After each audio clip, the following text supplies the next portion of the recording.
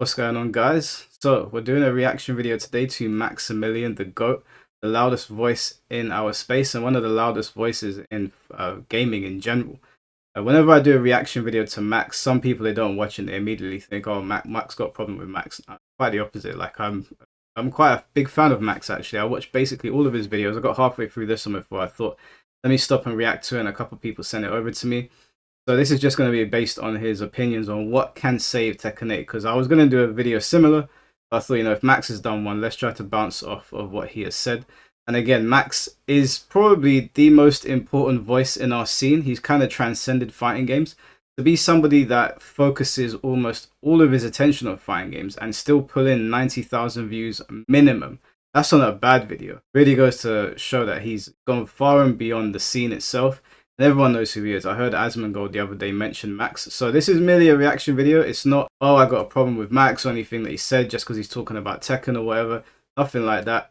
Just I have a great deal of respect for Max, and I wanted to do a reaction video to what he was talking about here. So let's jump into it, because I know that someone's going to comment going, oh, Mike, he's got a problem. I ain't got no problem with Max whatsoever. The Tekken 8 update came out. It's got an Atelier Lumia Blaze Blue crossover. I don't know what. There's some anime thing. Nobody's happy. There's like a whole bunch of stuff that the thing that it crossed over with got way more stuff than the Tekken thing. Like they put way more effort into it. I don't know, man. Atelier Lumina, yes, whatever. All I gotta say is that, yeah, that crossover ain't doing it for people. The weird Karate Kid t-shirt crossover ain't doing it for people. I'm glad that Max said that, because I put my opinion out of the crossover with this game that Yumiya is in. I don't know anything about the game. Apparently it's a good game, but that's not the point. I basically said Tekken got the short end of the stick, and that why would anyone care about having a strand of hair on Reina's head or anybody else? Why didn't Reina get a costume? It's pretty weird that the other game got a rage art, Heihachi's rage art, a slime Heihachi, Reina's look. But Tekken got basically nothing in return. Not even some soundtracks from the game, which would have been pretty cool. And people like got annoyed at me and said some of us like that, and I was like, what do you mean like to what? We didn't get anything. Like they definitely won in that regard. That crossover is good for them. It's not good for us. There's definitely a lot of things in the pipeline for Tekken that aren't necessarily doing it for people. There is beach costumes coming out somewhere in the near horizon, because of course there is, but didn't the game already have that?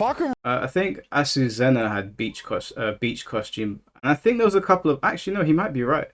I didn't buy any of the costumes, so I'm forgetting, but I vaguely remember there being some. Maybe I'm getting it mixed up with other Tekken games, but either way, the beach costumes in Tekken 8, ones that they showcased, did not look very good. And you have to look at it in sort of like, you can't really look at it in a vacuum, you've got to look at what other people are doing. I've seen people bringing up Dead or Alive collaborations, which is fair to bring up, since they are another fighting game and they're in the 3D space, and the Dead or Alive collaboration is absolutely obliterated Tekken 8s. I looked at Street Fighter's swimsuits and the summer outfits, absolutely obliterated Tekken 8s. And I've just been looking at other things in other fighting games where they do collaborations, or that when they do like costume packs, or the love and attention that is put into certain things. I mean, I was just playing All Star Battle War, the JoJo's game, and the amount of love and attention that went into that. And it's not that it's the biggest deal in the world that the summer outfits are not great. It's just another thing on top of several problems that people have with this game. And it just feels like the soul is being sucked out of Tekken. And I think people, sometimes they look at that in a vacuum. They're like, man, they're complaining about costumes. It's like, no. The game has been getting progressively worse. Well, actually, no, it's been getting better in terms of balance. But the reputation of it has been getting worse and worse because the updates are not substantial. A lot of people are saying that the game is not getting better at a rate that is going to make them happy. It's taking too long to get from point A to point B. It's making progress, even I can see that, but it's one thing after another. So on its own, the swimsuits wouldn't be a big deal. I'm not going to buy them anyway. I ain't purchasing a swimsuit for Lily. I couldn't give less of a shit. I'm certainly not going to get one for Heihachi and a Fudoshi. But if I'm just to look at it and look at what its competitors are doing, yeah, Tekken's losing here. Ramen ain't exactly doing it for people. Armor King, a little bit. I think. Well, that's not entirely true. Not to pause it too quickly. The response to Fakuram online has actually been very positive. I've seen people saying that he's got very defined pros and cons. That he's not this overpowered beast that he was in Tekken 7, and actually he's one of the cooler designs in Tekken 8. So I think maybe he recorded this before the sentiments came out about Fakuram. But from what I can see from the Tekken community online, from what I've been told by people in the scene, he's actually probably the best DLC that Tekken 8 has had. That's just what I've heard. I don't know if people agree with that. It looks that way to me.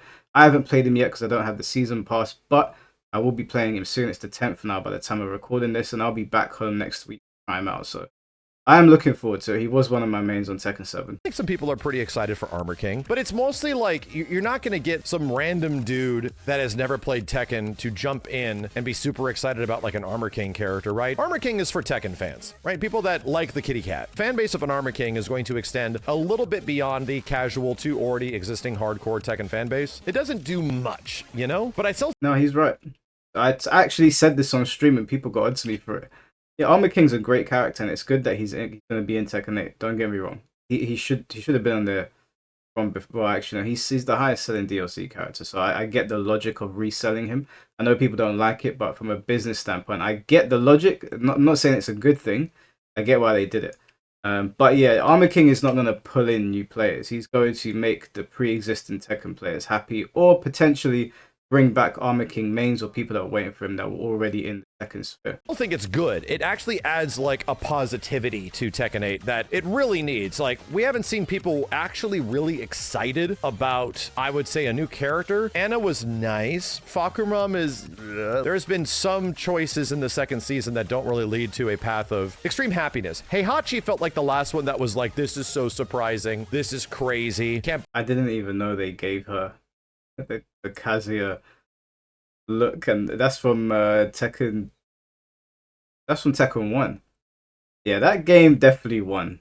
We got the short end of the stick, 100%. I don't know why anybody would even agree with that. We definitely got the short end of the stick. Why are people even arguing that? I know it's not that big of a deal. It's not our biggest problem right now. But the fact that people would even argue that, at that point, you got to call those people glazers. You have to. Believe that he's back. And Clive, while being somewhat exciting because it is a new Final Fantasy character, didn't really hit it for like everybody. So I don't know. I don't know if there's any character this season that's really going to do that. I don't know if Armor King is going to have that same internal reaction. And whatever the last character is, being a brand new character to the Tekken roster, as they have explained, it's a new character in the existence of Tekken, like a new property character, right? But not a guest character. The last character in this season is not a guest character. And that is a good thing. I know that a guest character might pull in new players, but I don't think those people will stick around.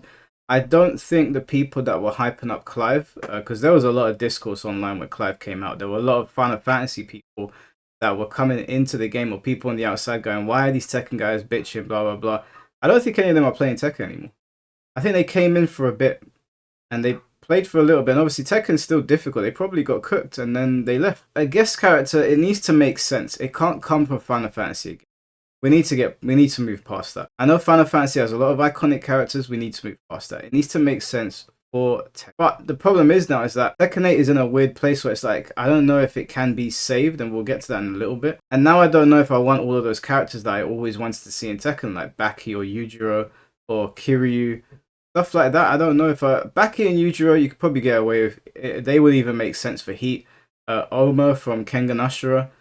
Kiryu, I don't want him in Tekken anymore. I want him over in Virtua Fighter, and it just makes sense considering Virtua Fighter is being done by RGG, who produced the Yakuza games, and it's done by Sega. But a character can't save Tekken 8 if that's where he's going with this. The first chance you have of getting something that is sort of like crazy, that might really get people on board and pull people in the way that I would say guest characters did in Tekken 7, which is largely the reason for the expansion of that game. It's a big part of it. Will not happen until Ace Season 3. So with that being said, what will do it? We've talked about the nuclear option, which is Tifa. Max, Tifa's not the nuclear option.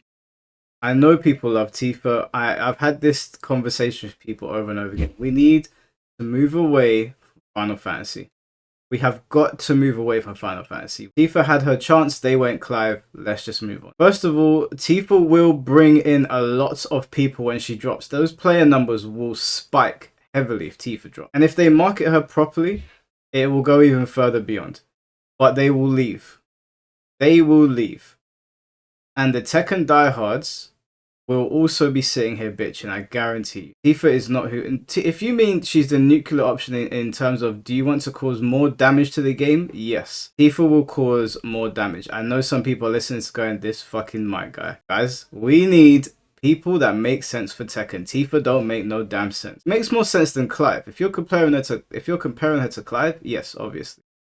But no, like, come on, man. We gotta get away from this. We have to get away from Final Fantasy. It's time to move on to another franchise. But really, man, like, the game is moving towards a more progressive direction. Some things are still obviously rough. It's really hard to get out of the pressure of characters' really good tools and attacks. I was dealing with it all night last night, not really knowing that I can get out of the way of the linearity of a character like Fakumram or fighting against a Steve, and I just can't backdash, man. I just have to hold all this shit. So it's like crazy that the game is still that way. You still just gotta hold all these frames, get all this pressure and have to just hold it. It's like, damn, you got to get used to this. You have to press buttons against people. That is the way the game is. I don't think that's changing. That's just... Yeah, Max is right. It's not changing.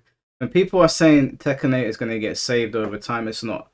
Like, if you like Tekken 8, that's great. I'm not here to rain on your parade. If you like it, that's awesome. But these are my opinions. Okay?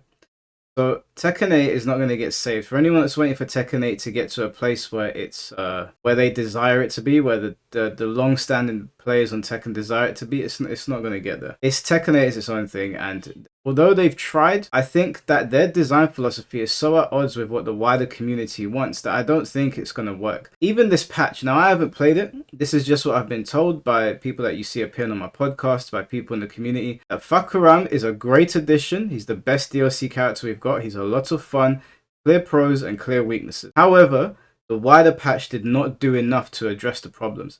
And although I haven't played it yet, I'm starting to think that I don't think they can do anything to address the problems on a grand scale anymore. I think that their design philosophy clashes way too much with ours, and they don't want to change it to the point where what they envisioned is unrecognizable. And obviously we get annoyed at that because we're like, well, we want you to change it and we're the consumer, and it's their game at the end of the day. They can do whatever they want with it, but people are obviously going to respond how they want. Now I think Tekken 9 is going to do a complete 180 because they probably don't want to deal with this blowback again. This was a very controversial way to design a Tekken game. They've done it now.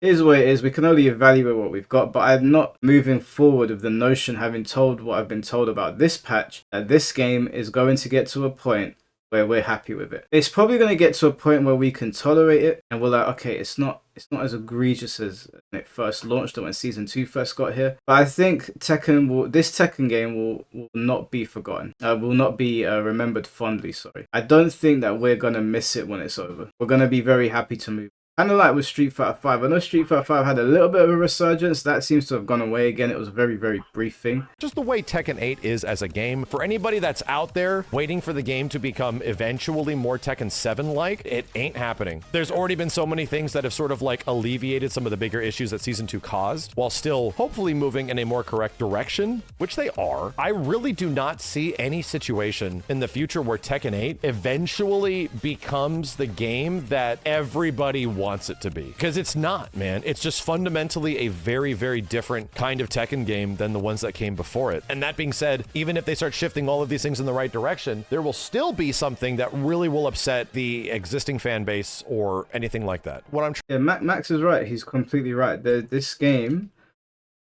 it's put Tekken in a weird place because enough bullshit has existed that it's kind of like, well, you've created this player base now that is used to the Tekken 8 style, but you've got years of players that are pissed off. So now what do?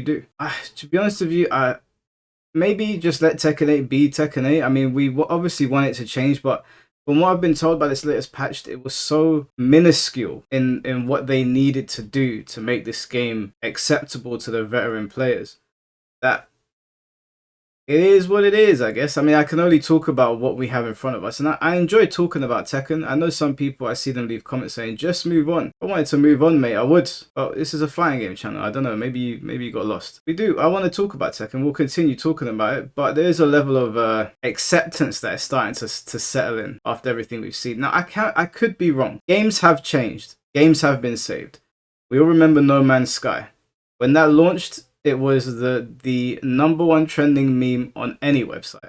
Now it's apparently a great game, and it has been a great game for a long time. So it's not like what I'm saying is gospel. It's just given how they've reacted online, given how these presentations have been, given how these updates have been drips and drabs of like good things here, good things there, but not quite enough. It might be safe to say that they just don't want to design the Tekken game the way we want it designed. Trying to say is, does a balance patch eventually get everyone on board again? Removing all the insane tracking from all of the moves, does that do it for the audience at this point? The casual players that either didn't show up or left at some point, like all that kind of stuff? I don't think it does.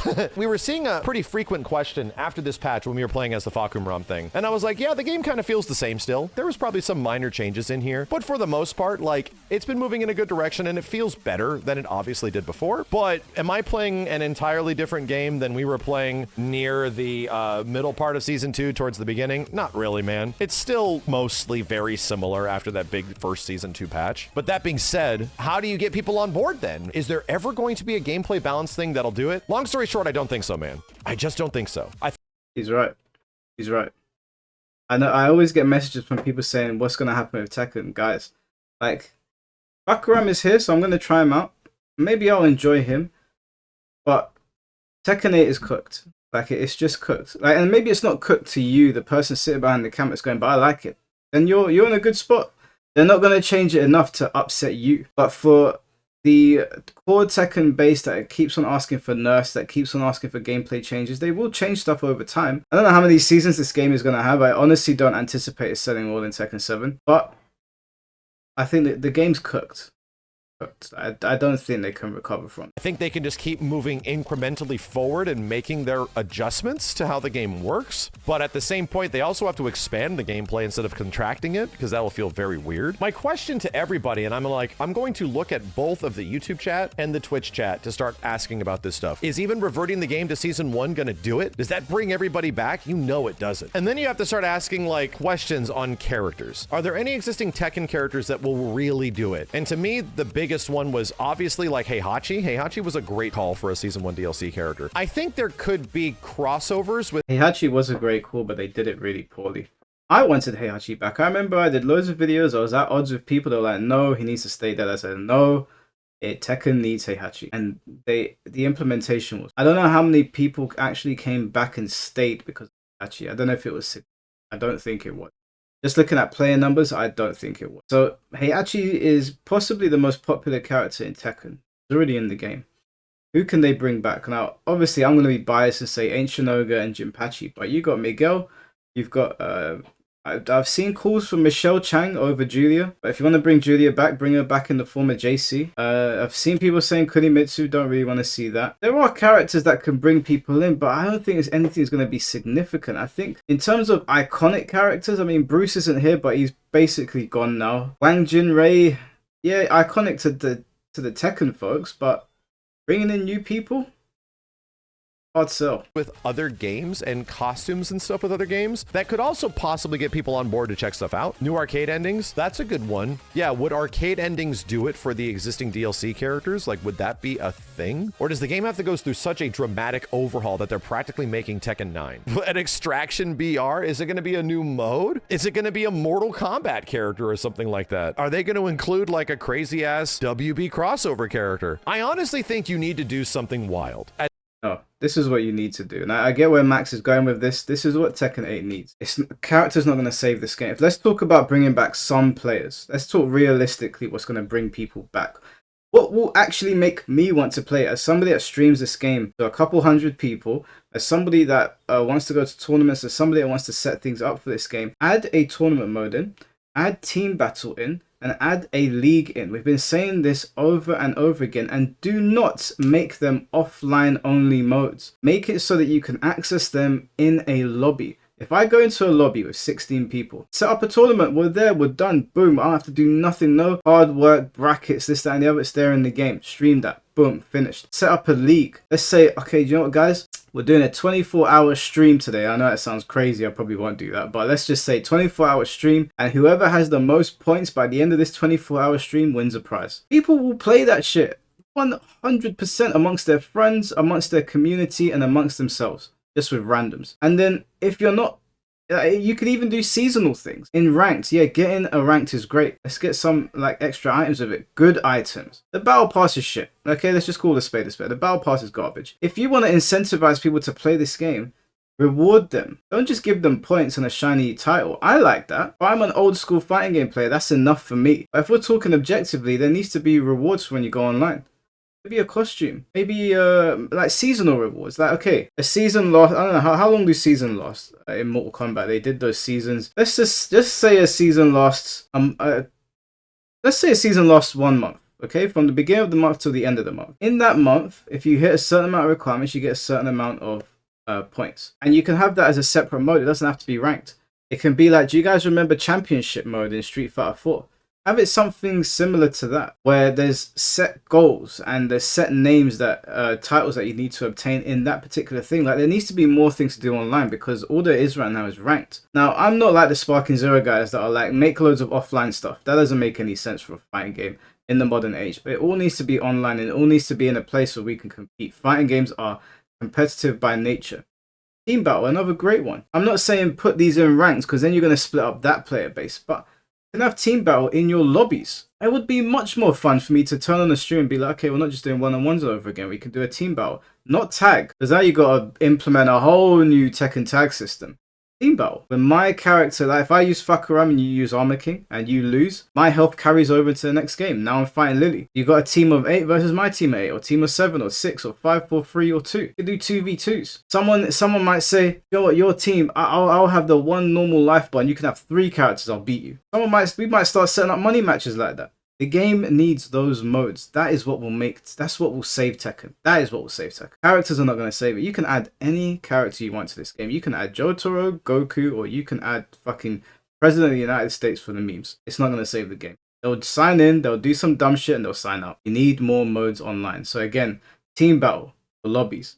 League mode for lobbies, or just allowing people to set up a league with randoms. Maybe they want to do a league for an hour and people just keep fighting each other. Like I was playing in Globecu's Wanted series. For those of you that don't know, a Wanted series is an anime style tournament that Globecu hosts on his channel, where he sets up that you have to play people for 1 hour. In that 1 hour's time, whoever has the most wins will move on, and 4 players move on, then they compete for the grand finals. Have something like that. Like, there's things you can do for this game. You're being lazy. That's the problem here. At this point, and I hate to use the Tifa example, but like there needs to be crossover integration with other properties or franchises or something that truly gets people on board with some shit. I think what the Tekken audience is wanting is to be surprised. Everything right now is sort of like by the books, lining up with the way everybody's expecting things to be, and the changes that are happening are relatively remedial and small, and people want shifts, man. People want things to like move in a different direction.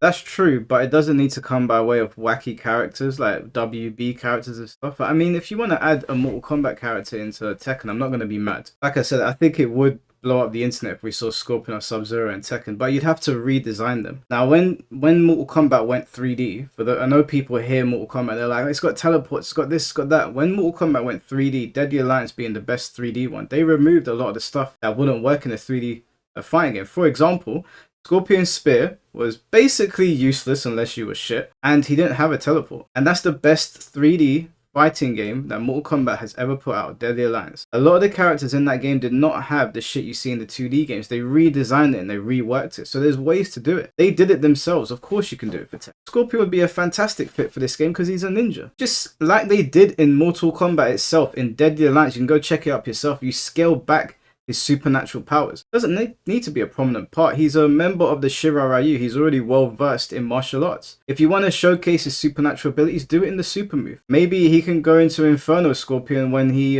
pops heat. But it doesn't need to have supernatural implications. It can be a change in his appearance, and I don't know, he can have some sort of silly ability, I guess, that he can one-time use. Nothing that's going to go full screen. I'm trying to think back to a move that Scorpion could have in this game that is not going to be crazy, but you get my point. It doesn't even have to go into Inferno Scorpion for it. I'm just saying you can surprise people, but it needs to make sense. I don't want to see Superman in this game. So clearly the next season is going to be a thing that the opportunity for that is much more likely. Maybe not, man. These things take like literally years to happen, and arguably even before season 2 had launched to its big criticism, I don't know if season 3 would have already been figured out. Yeah, Yakuza, like, could we finally do the crossovers with all those characters? No. That doesn't even make any sense anymore. Sega has got Virtua Fighter on the way. Why would they allow some of their most popular characters ever to appear in Tekken when they can just appear in Virtua Fighter? Absolutely not. If this was 10 years ago, I would have said, yes, please, Kiryu Tekken now. Now, no. It doesn't make any sense. Why the hell would Sega allow that to happen? The ship has sailed. The ship has sailed on that one. They took too long to get that deal done and we got Clive instead. It would have been cool at one point to have Kiryu in there, Majima, Saejima, Ichiban, you name it. It would have been cool to have them in there. Ship has sailed, so please keep them guys over on Virtua Fighter. That people have been requesting throughout Tekken 7 that never happened. Can Kiryu show up? Does Akuma come back? Akuma coming back, I can get on board with that. I know people don't like that. I like Akuma in Tekken 7. There are things obviously you can change. He doesn't need his own meter anymore since there's heat. There's obviously things you nerf with Akuma. There's things that you need to nerf with him. But Akuma's a cool character and he's canon to the Tekken lore. Go to Konami and have them put Metal Gear 3 Snake. Metal Gear 3 is about to come out, dude. That's a thing. That is... At first I cringed when he said that, but then I thought, wait, Snake just uses CQC. Yeah, I wouldn't be mad at Snake being in Tekken, actually. I really wouldn't. As long as he's not throwing grenades or using his rocket launcher. Just pure hands. You want to use the rocket launcher, save it for the super move. Save it for the super where it has no implications on the gameplay if you want to showcase his tech. But yeah, if you want to put Snake in there and just do hand-to-hand combat, you mad at that. And then he could have loads of different skins. You can have solid, liquid, naked, not naked. For those that played Metal Gear, absolutely a character and an opportunity that could be friggin' amazing. There's already a character base to work with to expand upon that, you know? Right now, the reactions from the chat, as far as like, when I say you need to be surprised, what things will surprise you that'll actually get you relatively excited for the future of Tekken that could get you into it? And now everyone has suggestions. People are talking about things that could potentially be exciting. Batman in Tekken, like... You guys are gonna kill Tekken. No. Batman and Tekken, what are you smoking? No. Come on, man. Snake, okay, I can see that. Batman, no. Let's not open those floodgates. Because once you open those doors, we're never going to be able to shut them. Some crazy shit. We need to be surprised because everything has sort of been by the numbers. And every time there is a new thing that's added, it's kind of like, yeah, okay, that's that. There's not a thing that is rallying the entire community back together. And no shit, if there is certain characters added to Tekken or any fighting game, people will get rallied back together. Like it will bring everybody back in to check this thing out that is eventually in the game. Yeah, but we need them to stay. That's the problem. If you add Jotaro to Tekken, yeah, people are going to tune in. You best believe. That month, Jotaro is going to go crazy, and then people are going to be like, Jotaro's in Tekken. There's a stand in Tekken. Like, you need shit that makes sense. We need longevity. We need game modes, online game modes that are going to keep, not characters. And in terms of characters coming in, there's way too many legacy Tekken characters that are missing for me to be like, yeah, put Tanjiro in the game, or I don't know, put Kenpachi in there, or Piccolo. What's that new anime called? Gachi Akuta? Put him in there.